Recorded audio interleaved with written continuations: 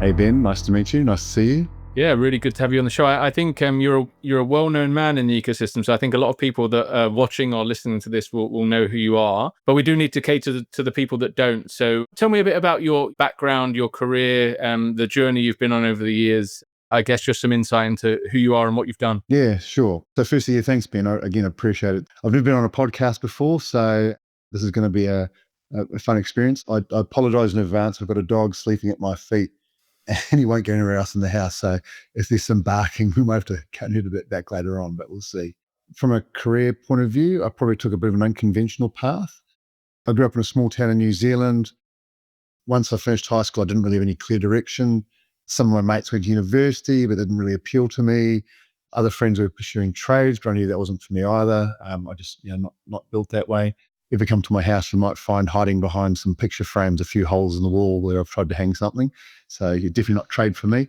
I was a bit of a loose end. My grandfather had given me a Commodore 64, for those that wanted to go and look it up on Google. It was like an original console. And he thought I was going to learn computer programming and become like the next Bill Gates or Steve Jobs. But instead, it basically just became an excuse for me and my mates to play video games all day long. So if anyone's ever played Ghost or Goblins or Paradroid, those are some old school games. That was pretty much what we did. So I didn't really know what to do, but that was kind of my tech experience. And so I took an option by enrolling a local TAFE, basically, to do what was called a certificate in IT systems, I think, at the time. But mate, look, after a term I dropped out. I just knew I didn't want to become a COBOL programmer, which is basically the state of play back in 89. I'm just going to date myself a little bit there. So I dropped out after a term, didn't really against leave a plan.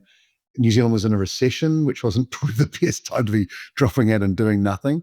So I ended up doing a bunch of manual jobs and got lucky, really. I landed a role in one of the local government organisations as an accounts payable clerk. My job was literally involving stapling invoices and checks together and then filing them away. It's like mind-numbingly boring. And it could have been where I got stuck for the rest of my life, except that the council was in the process of implementing this brand new computer system. It was basically a front and back office system, basically ERP and CRM in today's terms. But this thing was absolutely riddled with bugs. Like, it was just broken in every regard. Nothing worked. It crashed constantly. And you got to remember, we're talking again like late 80s, right? So local government was pretty much full of grumpy old white blokes still smoking cigarettes in their offices. They would literally have the password to the computer on a post-it note stuck to their displays, right? They used paper, so the whole thing was just new for them, pretty archaic. The IT department there was relatively new because it never had IT before. And the lady that was responsible for being on the help desk pretty much just resigned under the pressure of just being overwhelmed with support calls, because it was just like overwhelming. So they were like, what are we going to do? And I was literally the youngest person in the organization. And they came to me and said, well, you're young, you must know about IT. Do you want this job? And I was like, yeah, this sounds like more fun than this other shit I'm doing. So let's have a crack. And so that was really the start of my IT career, was working on a help desk. And what I didn't realize at the time was, because it was pretty high pressure, but the kinds of things you've got to do when you're on a help desk, it's like, documenting issues, problem solving, customer service, managing difficult stakeholders. They're all things I use today in my career. So it actually was probably the best entree into where I've ended up. Look, from there, Fujitsu was the supplier of that software. I got poached by them to go and work on their help desk, supporting all the other councils. There's a company called Informix, which doesn't exist anymore, but in the day was a massive database company that competed with Oracle. They then approached me. I ended up working for them, again on their help desk initially. Then I got a job in their consulting team for a very, very brief stint. I worked at I'm Not Built for Consulting, selling it, we'll talk about later, but not doing it. And then into pre-sales. And that was pretty cool. I enjoyed pre-sales a lot. And I was really fortunate that I got to work with some really gun salespeople there. This is still in New Zealand at the stage, in about 96, 97, 98, something along those lines. And they let me tag along to all their meetings, right? So I got to kind of sit and see what they did. And look, to be honest, I learned a lot from them, but also, like pretty much every pre-sales person that might ever listen to this podcast, I also thought that basically they sat around having a lot of client lunches, sending out price that I'd put all the work together on and preparing, and then just waiting around for the paperwork to be signed and getting the commission. And I thought, well, I can do this, right? So, because I mean, I was doing all the work, working, building demos at night and weekends, trying to keep the sales cycle alive, and I felt I was being hard done by. So, when one of them left, I actually took the opportunity to replace them and move into sales, which then later on took me into Melbourne. So, look, for the next 15 years, after I left Informix, I worked in account executives or key account director roles at firms like SAS, Sybase, then Oracle. Sybase, then SAS, then Oracle, and SAP. And selling across a variety of industries and solutions, everything from databases, analytics, ERP, CRM, risk management solutions. It's kind of a wide gamut of stuff. I've never sold tin. I've never sold hardware. So that's probably where I drew a line in the sand, always software of some description.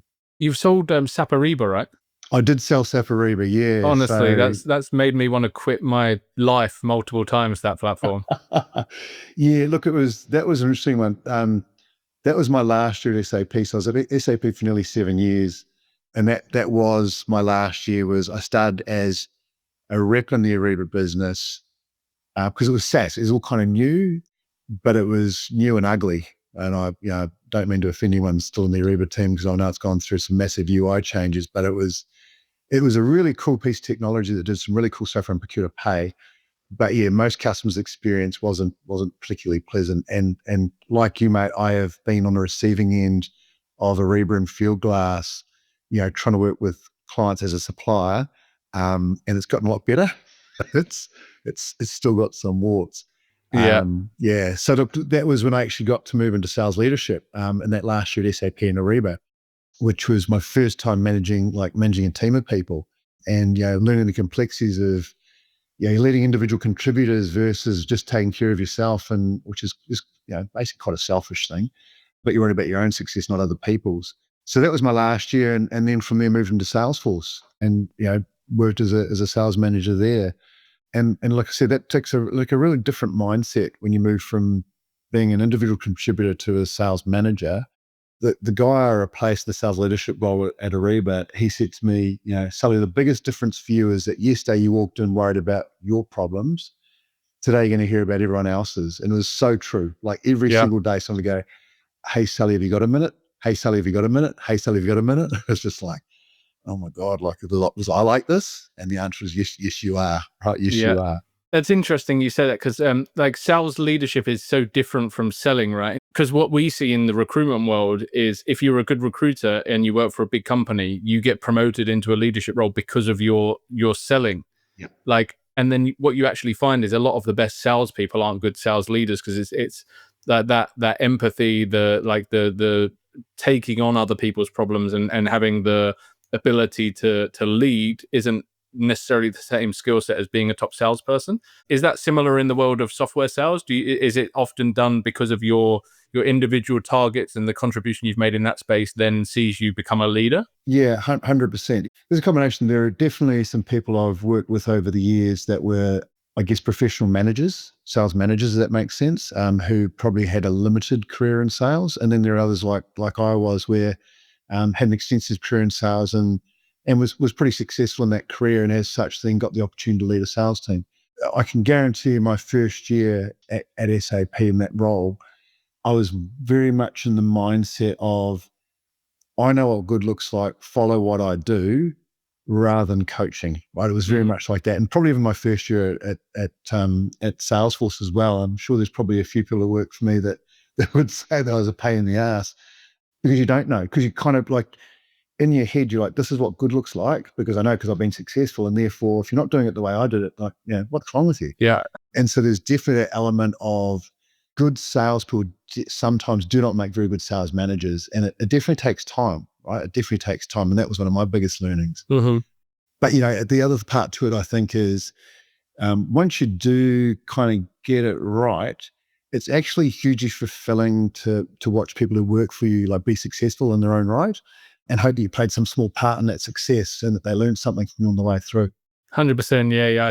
That's ultimately like you've got to have that mindset, right? Because I think some salespeople that go into leadership can still feel a bit jealous maybe when someone else is achieving, like, and have that mindset of like, oh, that could have been me, that could have been my deal, that, like, Yeah. and don't want people to kind of grow past them in terms of the sales outcomes. But to be a good leader, you need to like just sit back and take glory from other people's Yeah, work. you definitely make less money. I'll put it that way, right? So there's definitely Yeah. that element to it once you move into a leadership role. It's also about, like, is it the right time? Like, I moved into that role at SAP not because I wanted to, but because the guy that I worked for, who I really enjoyed working for, as a peer of mine for a long time, he'd moved on, and it was like, who's going to pick up this team now? And pretty much everyone was looking around, going, "Oh God, we're going to get someone who's going to like just drive us nuts. It's going to be really hard work. Like, who's going to protect us?" Sort of thing. Because that was a kind of the bit of the mindset. And I guess I almost sort of went, "Oh, should everyone step backwards and I was the only one still standing forward?" Like that kind of thing, right? Yeah. So I do it not out of desire, but out of necessity. And again, probably to your point, probably that first year I was into my mind thinking, I've made the wrong mistake. I've made a bad choice here. This is not the right thing at all. But it turned out to be great fun, and it was exciting. It was enjoyable, and there definitely was a bit of jealousy in those first 12 months anyway, to your point. But yeah, you get over that stuff as well because you have Yeah. to. You have to, Yeah, of right? course. So you've worked for big systems companies in the past. You've mentioned a few there. So when you joined Salesforce, what was different, and like what kind of felt different about being in the Salesforce ecosystem compared to the prior systems that you'd been selling? I guess the biggest thing for me was that Salesforce, I use this phrase, drinks its own champagne. There was a phrase that used to be used at a different vendor I worked at. It said, we eat our own dog food. I've never really understood why someone would say that. But this was, you drink your own champagne. And what I mean by that is that every element of the sales process was, from lead to close, everything in between happens in the app. Right? That's the promise that Salesforce pitches and has done for 20 plus years, but it was true. And other places I'd worked at, that wasn't the case. There was what we talked to clients about in terms of how we'd solve business problems, but internally we were a goddamn mess. We're like, you talk about like a builder's house from a mechanic's garage, right?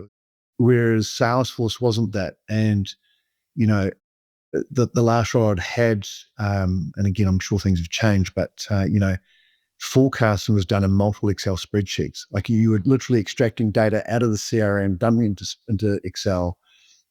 You had to keep multiple versions because there's one for local sales, there's one for APAC, there's one for the line of business, there's one that went up to global. Had to reconcile them.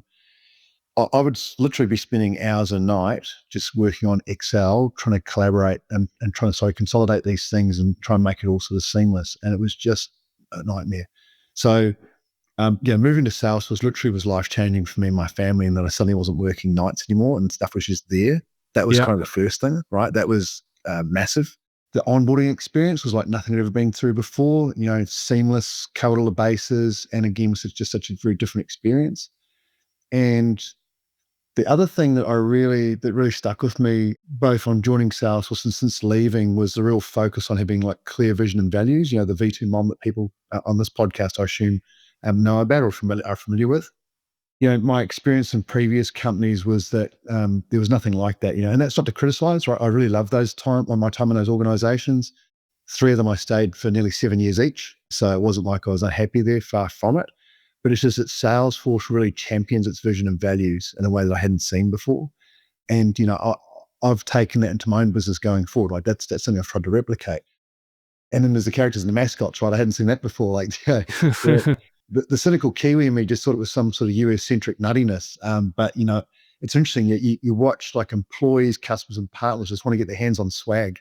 Yeah. So that engages in a whole different way. The idea of these trailblazers and the learning paths and stuff, like it's a whole different mindset. So that's the company, right? That was the company difference. And then the ecosystem itself is just totally different as well, in my view. As you well know, it's this incredible platform, but at the same time, there's these incredible products on top of it that have been built. But then there's this massively connected network of customers and partners and developers who collaborate on stuff together, support each other. There's a real focus on learning. You've got Trailhead. There's events, there's user groups and stuff that that create this really cool environment, in my view, that sharing best practices and success stories and failures is almost normal. In fact, it is just normal behavior. You see the things like Dreamforce and local events like Agentforce happening next week, or probably before, or sorry, just after this podcast goes out. The sheer volumes of sessions you can attend and the stuff you can learn is just incredible. And I think the last part for me, mate, when we talk about the ecosystem, is even amongst the partners who are all competing for work, right?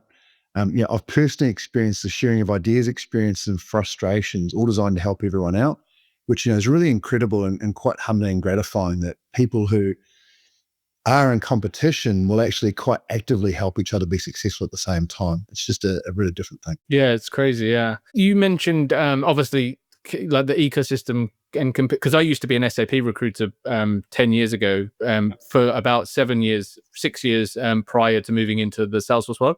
But for me, it was like, wow, like this is crazy in terms of just the ecosystem of people and the connections, and everyone knows everyone globally, not just like locally. Yeah. But I guess like they're both sales businesses, right? So you obviously they're technology businesses, but they're driven by sales, and Salesforce is a huge marketing and sales business.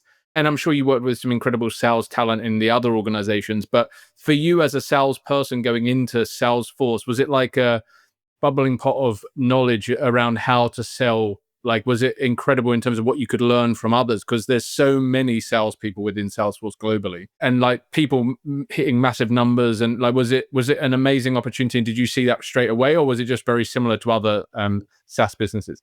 A little bit of both. So, I work with some incredible salespeople at Oracle, at SAP, at Informix.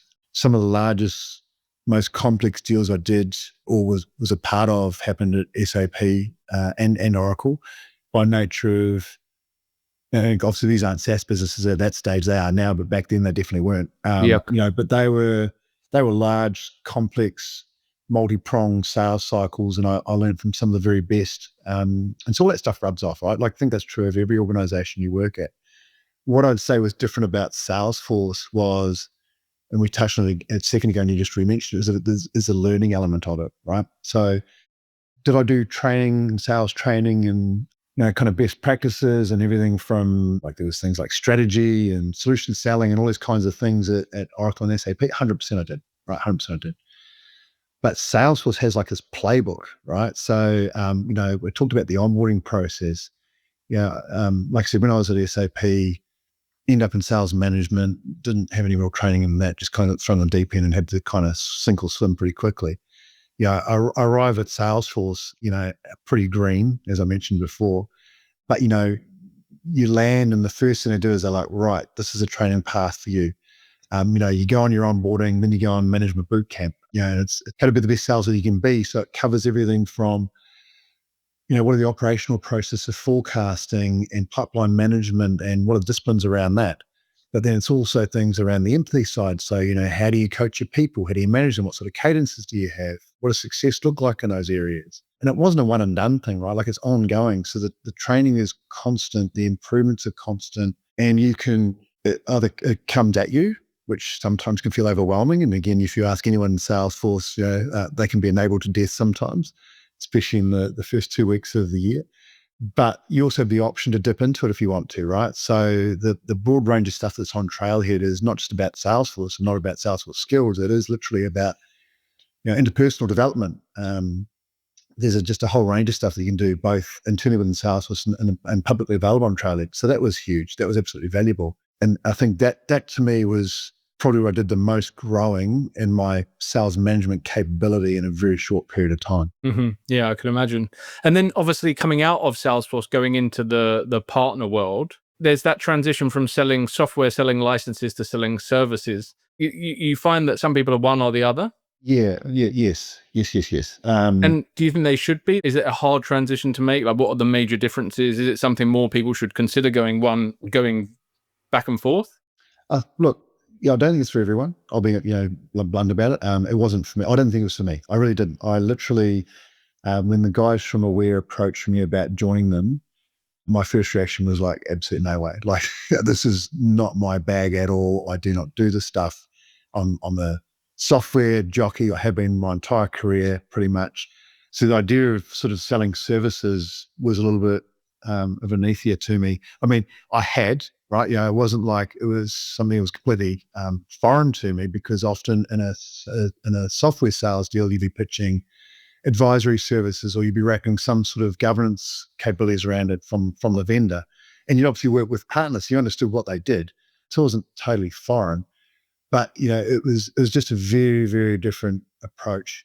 So firstly, do I think it's for everyone? Not necessarily. I think some people are kind of a bit hardwired to be product-led, and I think that the main difference is it can be quite I hate to use the word tactical, because I know people don't want to be considered tactical sellers, but it somewhat is. You have like a very direct business problem you're trying to solve. You've got a product that you think can solve that problem, and the outcome that's seen as success typically in those organizations is a successful sale of that product, right? So that's kind of like the life cycle. It's like identification and sale. We're now done, fantastic, tick the box, move on to the next opportunity. And yes, then it sort of gets shifted to customer success, and they make sure it gets implemented and adopted to an extent. But I think it's quite different where, and the underlying challenges, whether it be in software or in services, remains the same. Like, you got to understand, what are the business challenges, who are the potential solutions you can look at, what are the funding models, like who are the stakeholders you got to navigate, approval processes, procurement process, all that sort of shit. That all remains true, right? None of that changes. But in a services business, you really are there for, in my view, a much longer period of time. And sometimes you're brought in towards the end of a sales cycle with a product. Like, that's always challenging because someone's already kind of set up the, sort of identified what they think the problem is, thought they've figured out the solution, and kind of said, oh, by the way, now here's a partner, go and implement it. Mm-hmm. But quite often you're earlier on in the piece, and you're really there when a business problem's being kind of identified and understood and developed. And, you're looking to understand, what does it look to be like I hate to use this phrase too, because it's a bit trite, but a true strategic partner with this client, right? Because you're going to be in there for years potentially. And that's not to scare off anyone who's a potential client listening to this podcast, because we do fast work as well. But the reality is, if it's proper business transformation, it's not a one and done thing. It is an ongoing process of iterations where you're delivering capability and hopefully improvements. And it's not just a simple thing. And in a services business, you've got to be thinking about a bunch of things that in a sort of product business you wouldn't be thinking about, which is like around adoption, change management, operational organization. What is the operating model going to look like? Do we have internal stakeholders on their side that are not just doing their day job, but are assigned to this project to make it successful? Like, there's all these things that are more than just a product. And so for me, it was really eye-opening. I've got to say, I learned a ton from being at Aware directly after Salesforce, and I thought it was a bit of an old dog that couldn't learn too many new tricks. But and I also thought that I was a pretty strategic salesman and sales manager in my own right. That I thought I kind of understood those things, and I did it at an esoteric level. But when you're in the services business, you're in there in the trenches looking at this stuff, and it's very different. And so it's really rewarding. And so, do I think everyone should have a crack at it? Yeah, I think it's definitely worth exploring. I think it really suits people probably like me who are sort of relationship sellers. Like, that's my kind of go-to, because you have to build really long, sustaining relationships with people in a way that maybe software doesn't. And again, I'm not having a crack at anyone that's selling software, because I have been and was one of them. But I do think it definitely is a different dynamic. And you've got that unique view of knowing both sides of the fence, right? So obviously, when you did leave Salesforce, you went to Aware, and that was beneficial because you knew the inner workings of Salesforce, the people, how, like, the cadences, all of this stuff. But what does a sales rep in Salesforce want from their partner, and what does the salesperson on the side of the partner want from, like, is it just ease of dealings with each other? Like, is it just to reduce as much friction as possible on both sides? Yeah, definitely those things, right? So if you're an AE, what you want from a partner is that if there's any bumps, so if you think about the sales cycle, typically there'll be a business problem, there'll be something's been identified, there'll be Salesforce talking to the client about what that solution might look like, how they could address it. The client will say, well, I need someone to help me with that, and I'll say, great, here's some partners we think can help, and you go through a pitch process, and ideally you get down selected to be the client referred partner. Then during that process, you're kind of working with the client who wants to understand the overall cost of what they're going to implement. So it's the software cost and services cost. And so during that process, what the AE is looking for, the Salesforce AE is looking for, is that the partner is clearly communicating all the time, here's what's going on, here's what's going on, here's what's going on, because That AE has to report to someone like me as a sales manager to say, this deal's closing at this time frame because of these reasons. I couldn't tell you, mate, how many times as a sales manager a deal would slip, and the reason was partner was the reason deal slipped. The partner didn't do this, the partner didn't do that. And then coming on this side of the fence, I realized that sometimes that's just not true, but the partner wasn't very good at communicating what the steps were, what the process were, or that they'd discovered that the client had, misunderstood something around their delivery process, or didn't have the right people on board, or just something that was going to make the thing a bit more sticky or a bit more challenging. So, what the AE wants is definitely, in fact, what both parties want is definitely just transparency and communication constantly. It's like both parties talking about what the hell's going on so that no one's surprised by it, by the client or themselves. Like, that's the worst thing you can do. Yeah. The other thing that I'd say then on the flip of it, that what a delivery partner wants, and again, for any AE listening to this, please take this absolutely very clearly from me, because again, I was also guilty of this as a sales rep. No partner wants a sales rep kind of guessing what they think the implementation cost might look like, right? So the number of times I've seen someone tell a client, the software is going to cost you a couple of hundred ACV. So it's 200K ACV. So let's use a rule of thumb of 1 in 3, 1 in 3 ratio. So 200K ACV means it's probably like 600K of services, worst case. Or, do you know what? I think this is pretty simple. It's just Sales Cloud. So it's like 100K of ACV and it's probably like 60K of services. So the budget for 200K. Yeah. And then you're the partner that comes in to explain to them, well, actually, guys, you've got all these systems you'd integrate to, there's all this other shit you haven't thought about, your data quality is crap. And all of a sudden the client's going, well, holy shit, I haven't got budget for that. I haven't thought about that. The A is pissed off because they think you're trying to, basically blow the project up. But because someone's just thrown a number out there without thinking about it, this situation been created that's, now has to be sort of walked back from. So that's the thing I'd just hate to see. But do you, like, with the amount of partners now in the ecosystem and the relative low bar of entry, right? Because it doesn't take much to become a partner. Like, have you found that there's always someone that's willing to pick up that work at that price? Like, is it now becoming like a scrap for like, okay, because I get these emails from like offshore teams, and like I got one yesterday, and it was someone saying basically they could supply Salesforce staff to me for $350 a month. Yeah. And it's like, so my LinkedIn messaging is full of it. Like, I actually often make the mistake, when you get all those requests, and I just sort of see the phrase Salesforce, and I think to myself, oh yeah, it's a good connection. I must be better. I must get better at filtering, because next thing you get like a direct message saying, thank you, sir, blah, blah, blah. You just say, here's my resource. I'm like, no, off. Like, you could actually read my profile, you know what I actually do for a job, and it's not, I don't need your resource. I've got my own team. One of the things that I enjoyed about Aware, but probably cost us business, but we were pretty strict on, and I'll take this into my own business, this new business going forward, think beyond. We would turn down work if we felt that it was underbaked or the customer didn't really understand the scale of complexity of what was being asked.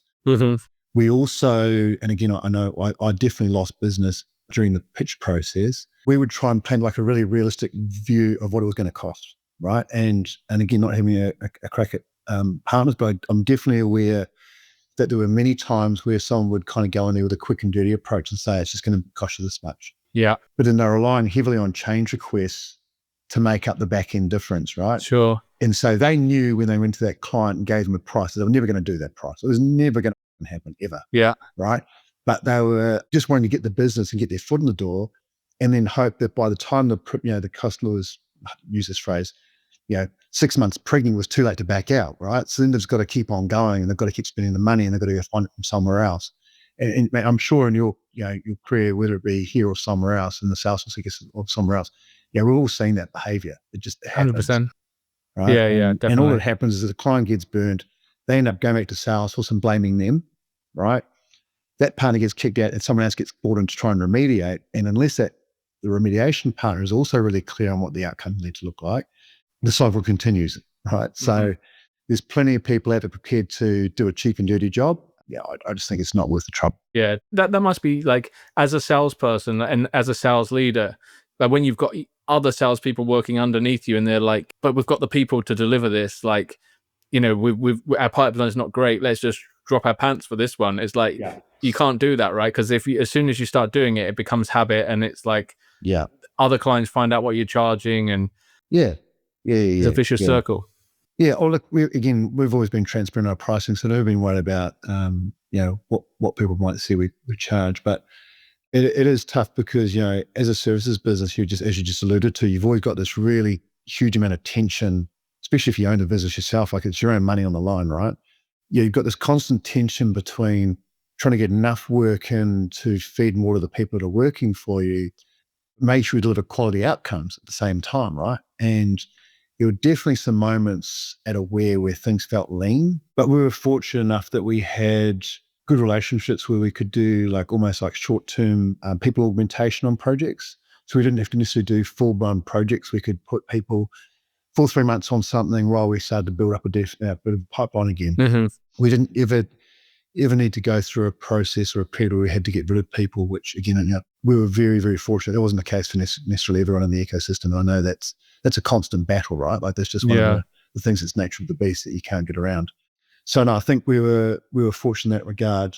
But yeah, that is the tension of running a services business, right? Is how do you do good quality work with the people available to you without breaking the bank, running a business successfully? Because the other part to it, as you well know, is reputation's everything in this business, right? So the moment you do a poor project for someone, everyone hears about it, right? If there's a red account in Salesforce, if you can't, and by the way, we had a couple of red accounts at Aware, but they both times turned out to be product issues, not delivery issues.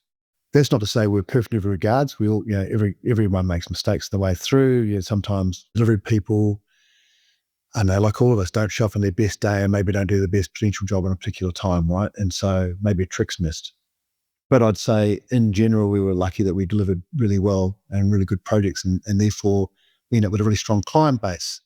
And when you've got a good client base, they're happy to be references for you. And that's how you be successful. It's those references. And that's why take the long approach and the long view of the game. It's the only way to be successful long term. Yeah. We were discussing off camera beforehand about everyone has an opinion on everyone in the ecosystem, right? But that's the thing. If you're only as good as your last project, I think to a lot of people, and that is the unfortunate thing, that sometimes mistakes can happen, but you've got a strike then, right? It's you kind of do have to be on your best game all the time, otherwise there's those strikes any more than one or two, and you're one or two you can get away with, right? Especially if you can genuinely point out kind of why it fell over. Any more than that, you're in trouble. I remember this being told to me a long time ago when I first got into sales, and the phrase that was used to me has always stuck with me: is that trust arrives on foot but leaves on a Ferrari. Right? Yeah. So, it takes a long time to build up relationship and trust and reputation, but it can be gone in a heartbeat if you don't do So the right true. thing. You've been selling services. When did you join Aware? What year was that? I was in the joys of COVID. So it was 2021. So yeah, so I'm in Melbourne, right? So COVID for us was a hell of a lot longer than everywhere else in the country. But yeah. it was, I left at the end of Q1 in Salesforce, was Q1 that year. So it was the end of April, and I started a week later at Aware. So I think it was May 2021. So you've seen, I mean, in that period of time, there would have been lots of change in the ecosystem, from the most frantic period of time we've seen in tech for a long time, where everyone needed resources and people were signing projects left, right, and center, to then obviously going through a more challenging period over the last couple of years. So what have you seen different between the kind of years and the sales cycles, and what do you have to do differently now compared to what you were having to do when everyone wanted to do transformations? Yeah. I actually think that sales cycles are always in flux. I think, the reality is that it's always dependent on the economic conditions. It depends on which industry you're targeting. Like at any given time, one industry will be going gangbusters when another one's going on a downcline. Are they in a boom or a bust? Do they have access to funds? Were they profitable? So, there's so many times people look at the top line and go, wow, this company's amazing. They've got this huge revenue, so they must be able to do these incredible transformations. And then you look at the balance sheet and go, yeah, a lot of revenue, but, a shit ton of liability, and they're actually not very profitable. So, what does this project represent as a percentage of their profitability, and is someone going to sign off on it? You got to think about if you're in, would governments empowered at any time? I'm in Victoria at the moment. The government here is basically burning the state to the ground by spending money like drunken sailors. That has a net impact on businesses and what they can do. So there's always going to be things that change, and I think it's always in flux. The one thing I do think is probably a little bit different in the last few years is I think buyers are far more informed than they ever were before. 90% of the time when someone's talking to you, they've probably already researched you, they've done some background checking, they know what your products and services are. They've made initial assessment about whether they want to do business with you. Um, you know, that to me is probably the major change. And that also, I think, dealing with more scrutiny from management boards before. Like IT was one of those things that typically board members would kind of go, I don't really understand what that shit is. Someone just sort it out and make sure you don't burn the place down while you're doing it. Whereas now, board members have, what's AI? Like, what's an AI strategy? Because everyone's got AI suddenly as a buzzword, right? What are we doing a digital transformation? They don't know what that means, but they're happy to have a crack at someone for not providing one. So all of a sudden you've got this people trying to deliver outcomes for the business who are getting downward pressure from senior management in a way I think probably hasn't been seen before. And so I think that the difference really then is that you've got to really understand the overall program costs, the business benefits, be really clear about the ROI, look for quick wins, so not everyone's going to do a big bang digital transformation. What are the small things you do on the way through to help them get some quick wins and then build on that? It's basically, I hate to say it, but it's almost like an agile methodology, right? Like starting these sprints, show benefit quickly, turn it back, show benefit quickly, turn it back. What is the next thing they want to do? That to me is probably the biggest change. Are you seeing now less kind of, not just like, is it less implementation led now in terms of like lots of companies, like especially at the bigger end of town, right? They've got Salesforce, like you name it, they've got it, or they've gone with something else. So yeah, is it now more about tweaking, adding, like enhancing what they've got, like rather than that big transformational implementation? Is it more now like putting in an AI strategy? Is that more the kind of work you're seeing and hearing about? Yeah, probably a mix of both. So I think there's still organizations out there running legacy platforms or a bunch of disjointed platforms. And that might be because of acquired businesses, it might be because of the way they've grown up. They might have had, stakeholders, leadership, whatever, who are reticent to invest in tech. I think that's still true. I think there's still definitely opportunities out there, maybe not as much as there were 5 years ago, for example. But I also think that those people five years ago who maybe made those investments in tech, what we tend to forget is that, and Salesforce is a great example, is 3 releases a year, heaps of new capability comes out, but people who bought 5 years ago didn't have that capability. So to cater for their business requirements, they had to customize a shit of it to get the outcomes they need. And sometimes those customizations have actually ended up causing problems with efficiencies in their business, right? And so there's definitely, I think there always will be room for optimization and remediation type work. I think there's still a lot of that out there. I think that even people who have gone through that digital transformation a few years back, it's not a one and done thing. You don't just do it, drop it, set it, and then forget about it, because businesses constantly change. They've got market pressure to factor into. So I think there's always tweaking that can be done.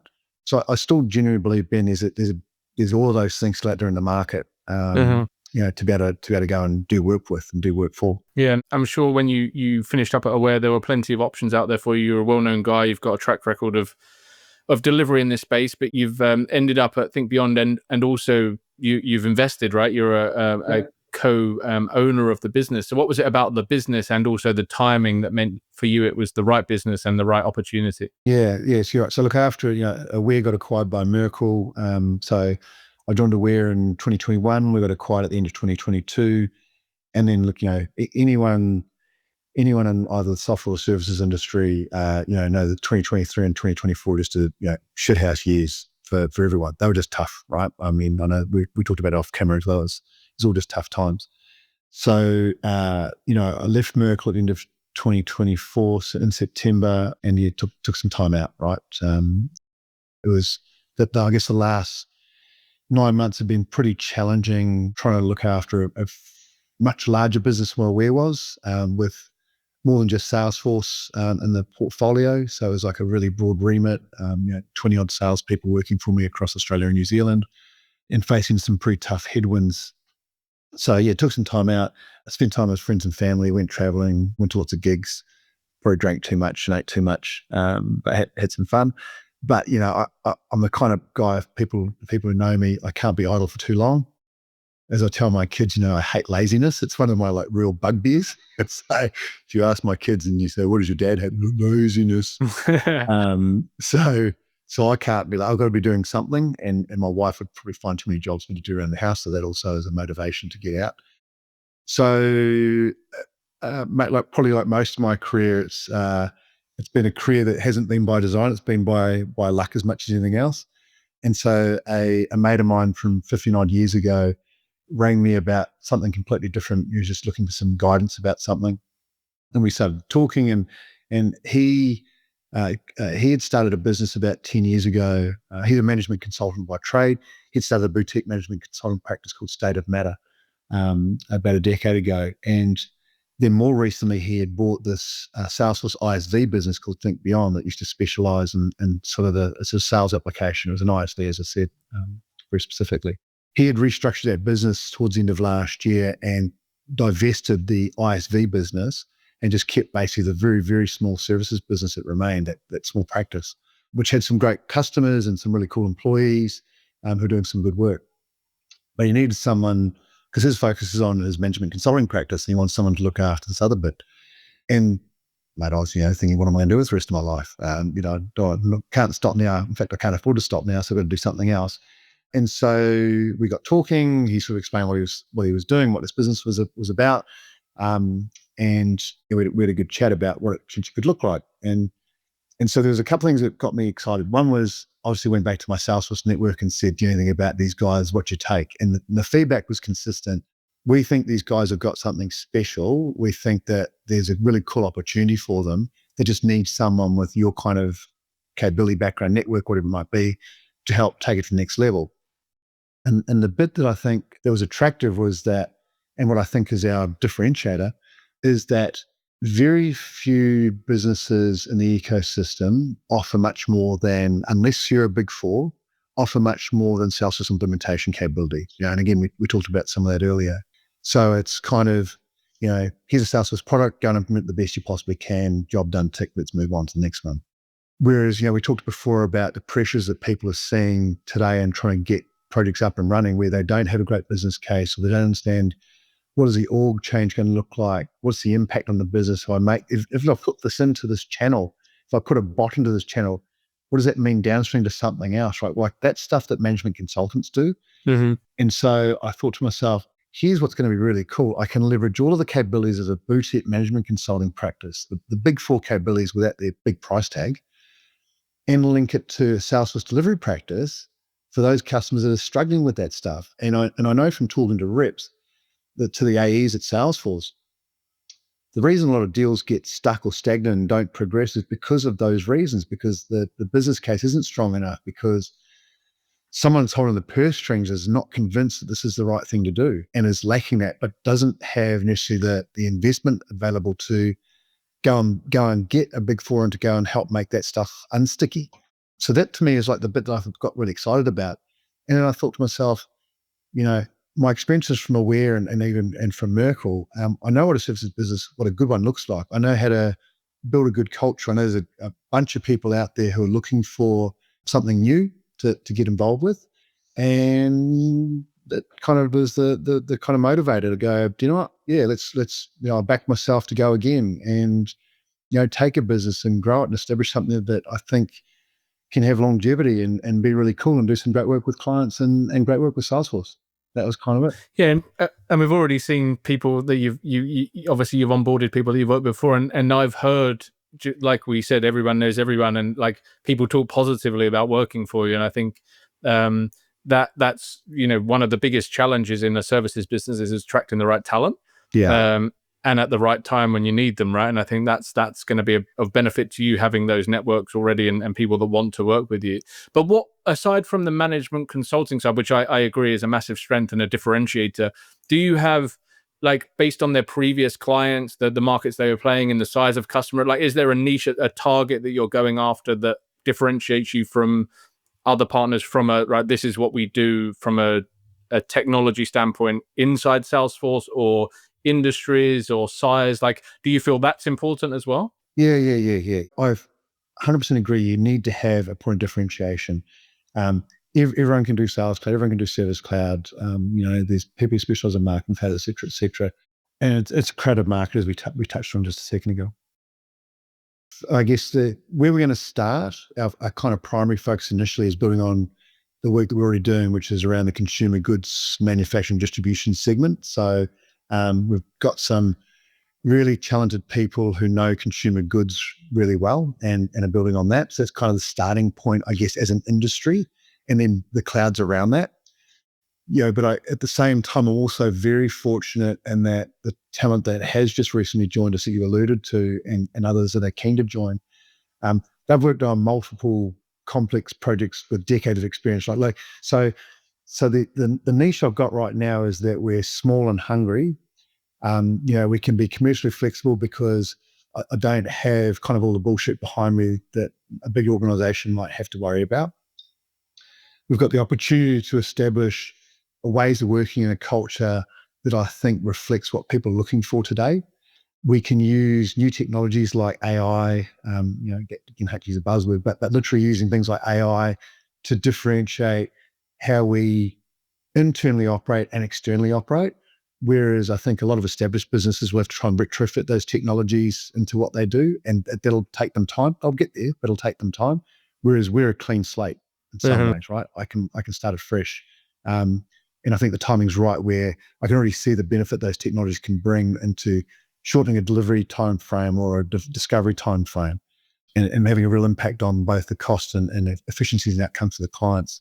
Those are probably the key things. And as I said, mate, I genuinely believe being able to leverage that management consulting elements from our sister business and bring it into a delivery process, I think that can have a real impact, at a price point that's not going to scare people away, and help unstick and accelerate deals for Salesforce and for us. I just think that's going to be the fun part. Yeah, definitely. And the strength of these big consulting firms is also their weakness, right? They're like, that's the challenge. And you could have gone to another partner that had been around for 10 years that was still small, but they're still stuck in their ways in some, they've got foundations, they've got internal tech debt that's going to stop them from doing these things. So it's kind of where we're going into this new wave of AI. Like, it's kind of the perfect time to be joining a business, but starting a practice really that doesn't have all of those challenges, because you can be nimble, but you also have a business behind you, right? It's kind of the best of both worlds. It absolutely is. And, you're right. Like the big boys, they've got that breadth of capability I've just described. But, and again, I know this from talking to, I've seen it firsthand and also talking to other partners. The big GSIs, because they've gotten desperate for work, are pushing down into segments that maybe the tier twos would typically operate in, right? The stuff that they were in the past, we've just forgotten about or left behind. But nothing's changed. Like, they can, paint lipstick on the pig, but it's still the same challenges, right? They're still cumbersome and hard to deal with. They're still slow. They're not agile as much as they might paint it otherwise. They're not particularly innovative in my view. They come with all of the baggage that they've had for decades. Whereas you're absolutely right. Like, I'm fortunate I can take a quasi-established brand, take it to market, get the name out there, use new technologies to differentiate how we approach delivery and I said discovery and even what we do internally with our people, and build a culture that I think is reflective of what we want to do, which is, do some great work, have a lot of fun doing it, and I guess our internal tagline and external tagline, which people won't have seen it because it's brand new and not on the press yet, is be bold, right? Be bold with our customers, be bold with our partners, be bold with our employees about what we want to be. Think beyond. Sorry to be a bit slimy there, but that's kind of what we want to do. So has your career come full circle now as a owner of the business and kind of still in that kind of startup scale up phase? Are you now back on help desk and resetting people's passwords, building their computer to work? Are you in that world again? No, mate. Luckily, I'm not, because none of that stuff would ever happen if it was left up to me. I wouldn't say I'm a Luddite by any means, but I definitely just do not want to borrow that. Like, I no. I used to have this quick sidebar. I used to get these phone calls on a landline back in Auckland in the old, like this is how old I'm going back, on a landline in my flat. And it would be because I was working, like I said, in a help desk at a tech company for a database vendor at Backstage. I'd get these calls from these old dears that my grandmother or grandfather would put onto me because they'd bought a computer, had no idea how it worked, wanted a password reset. And I'd get these calls literally, oh, hello, Michael, it's Gladys, I'm your grandmother Pat's best friend, and she gave you your number. My computer's not working. Can you help me? I was like, that's not my bag. I don't know how to help you. Like, I really don't know what to do there. So no, I'm not. I'm lucky that I've got some folks already in the business that are well advanced in that regard. But you are right in terms it's full circle in that everyone's hand is at the tiller, right? You can't afford not to be. There's, I'm a Kiwi, as I mentioned earlier, so I love the All Blacks. There's a phrase that's used about their culture called everyone sweeping with sheds, which you may have heard of. Yeah. And it's the idea that no one is too important in the business not to be sweeping the sheds, right? Everyone's got to do something. That was kind of the mentality we had at Aware. It's the same mentality I want to bring here and to think beyond, which is, everyone's got a role to play, but everyone's got a role to play in helping everyone else at the same time, right? And you do that when you're small, you do that when you're big. I think that stuff is the way that you be successful and build great culture is whatever you do when you're little, you keep doing when you're big. You got to keep thinking about it because it's easy to kind of let slide. But if you do it properly, I think you can be successful and people can have a good time on the way through. 100%. What's that book? James Clear, I think, writes it about. Yeah, the it's All called Blacks. Legend. Is it? Yeah, and it's all about the All Blacks culture, right? And For anyone who hasn't read it, I highly recommend it. Even if you don't give a shit about rugby or the All Blacks, and you should, unless you're a Wallaby supporter. Yeah. It's a great book to read. It's not, it's pretty succinct, but it's got some great lessons around what culture should look like and good to look like. Yeah, 100%. So if anyone wants to reach out, pick your brains, ask any questions, find out more about the journey you're going on, where's the best place to find you? Oh, mate, look, you can find me on LinkedIn, easy enough, or, drop me an email if you want to. It's Sully, Sully, at think-beyond.com.au. Awesome. Thank you so much. I really enjoyed the chat. Yeah, no, you too, Ben. Thanks, mate. I've enjoyed this too. It's been good.